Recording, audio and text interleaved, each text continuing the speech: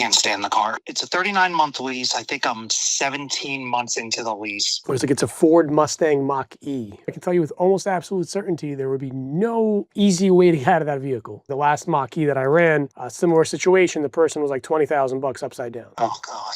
This was going to be my last chance on trying to get out of it. The problem is I don't have charging at home, so I have to bring it somewhere to charge it every time because I live in a condo and my complex doesn't have charging. It's been a nightmare. I didn't realize this one was a standard range. Max charging, it was 230 miles in the beginning. Now I'm lucky if it'll charge to 205 a year into it. All I do is charge the car. It's awful. Wow. Do you know what your payoff is in the car or no? I believe the payoff is like 32 and change. The car is worth like 24 grand. So 10 grand in negative equity. Pretty much. What were you thinking of doing, just out of curiosity? Because that negative equity alone, if you roll it in, is about $300 a month. The reason why I reached out is because I know we're coming to the end of the incentives on electric vehicles, and I know a plug-in, don't they get a certain amount? In my head, I was thinking if I owed $8,000 and I could get $3,500, then I'm only working in $5,500 of negative equity.